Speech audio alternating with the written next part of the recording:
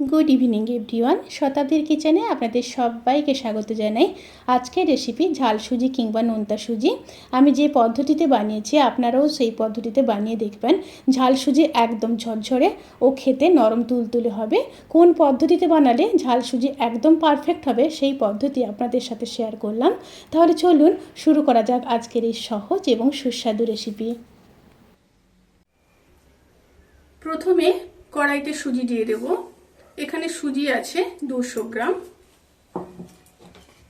সুজি দিয়ে শুকনো খোলায় সুজিটাকে খুব ভালোভাবে নেড়ে নেব।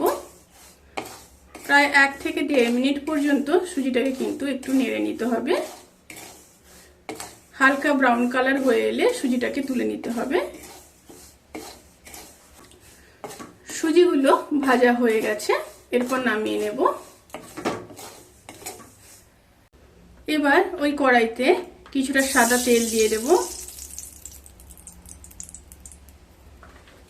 তেল গরম হয়ে গেলে চিনেবাদামগুলোকে ভেজে নেব। স্টিমটা এই সময় লো টু মিডিয়ামে রাখবেন।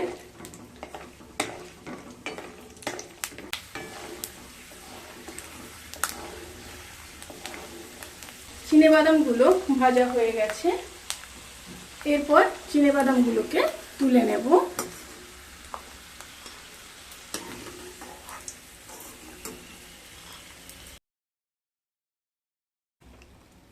এবার ওই তেলের মধ্যে 1 চামচ ঘি দিয়ে দিলাম। এবার দিয়ে দেব 2টো শুকনো লঙ্কা, 1 চামচ কালো সর্ষে আর খুব সামান্য কারি পাতা।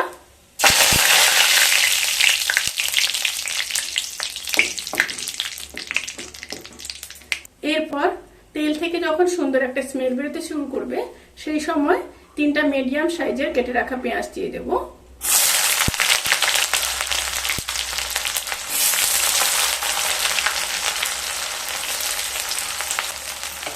পেঁয়াজটাকে হালকা ভেজে নেব। এবার দিয়ে দেব 2টো কাঁচা লঙ্কা কুচোনো।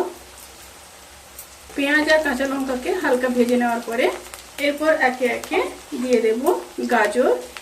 এখানে আমি একটা ছোট সাইজের গাজর কেটে রেখেছি। দিয়ে দেব আলু আর দিয়ে দেব পরিমাণ মতো লবণ। দিয়ে গাজর আর আলুকে খুব ভালোভাবে ভেজে নেব।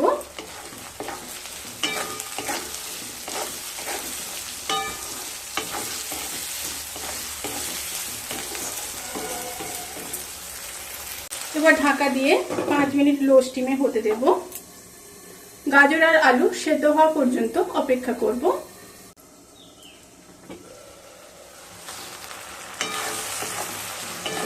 গাজর আর আলু যখন খুব ভালোভাবে সেদ্ধ হয়ে যাবে সেই সময় দিয়ে দেব ক্যাপসিকাম।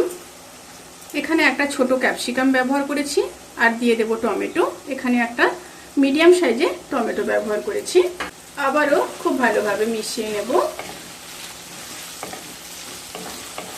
মিশিয়ে নেওয়ার পরে এবার দিয়ে দেব আদা বাটা 1/2 চামচ আর দিয়ে দেব হলুদ 1/2 চামচ। খুব ভালোভাবে মিশিয়ে নিয়ে 1 থেকে 1.5 মিনিট আবারও রান্না করে নেব।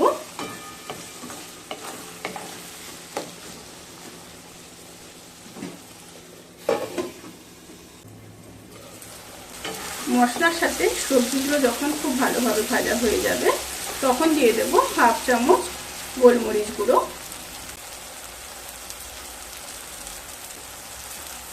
আবারও মিশিয়ে নেব। এবার দিয়ে দেব শুকনো খোলায় নেড়ে রাখা সুজি। সুজি দিয়ে ভালোভাবে মিশিয়ে নিতে হবে। এই সময় স্টিম অতি অবশ্যই মিডিয়ামে থাকবে। মিশিয়ে নেওয়ার পরে দিয়ে দেব চিনি। 2 চামচ চিনি দিয়ে দিলাম।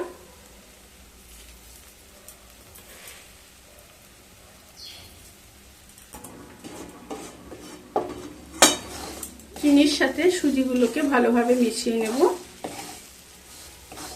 ভালোভাবে মিশিয়ে নিয়ে অল্প অল্প করে জল দেব।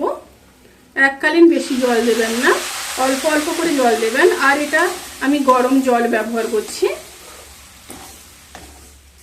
অল্প অল্প জল দিয়ে নেড়ে নেড়ে কিন্তু সুজিটাকে বানাতে হবে।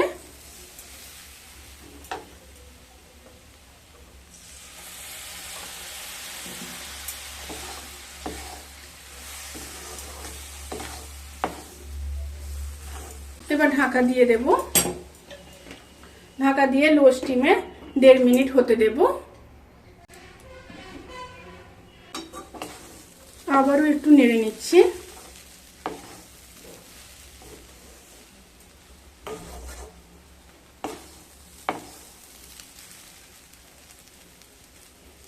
দেখুন কতটা ঝরঝরে হয়েছে।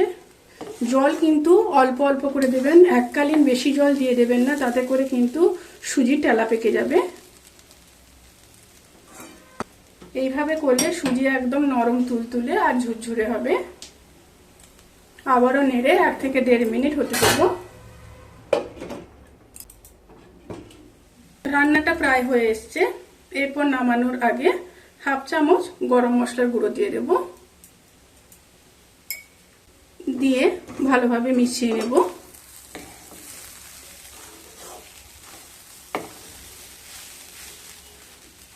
এবার দিয়ে দেব ভেজে রাখা চিনেবাদাম। আর দিয়ে দেব কিছুটা লেবুর রস। আমি এখানে পাতি লেবুর রস ব্যবহার করছি।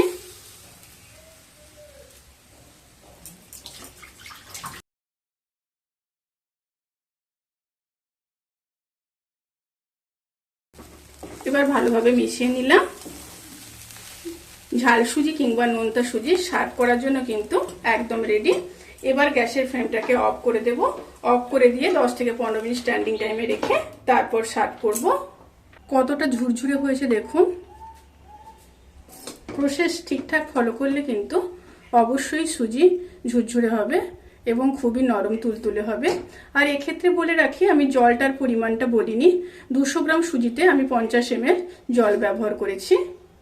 ভিডিওটি কেমন লাগলো প্লিজ কমেন্ট করে জানাতে কিন্তু ভুলবেন না। যদি ভালো লেগে থাকে তাহলে সাবস্ক্রাইব করে পাশে থাকা বেল আইকন প্রেস করে নোটিফিকেশান অল করে রাখবেন। তাতে করে আমি যত রেসিপি দেব সমস্ত লিঙ্ক আপনাদের কাছে পৌঁছে যাবে। আপনারা সবাই ভালো থাকবেন, সুস্থ থাকবেন, সাবধানে থাকবেন। আজকের মতো এই পর্যন্ত। পরের ভিডিওর জন্য অপেক্ষা করুন। টাটা।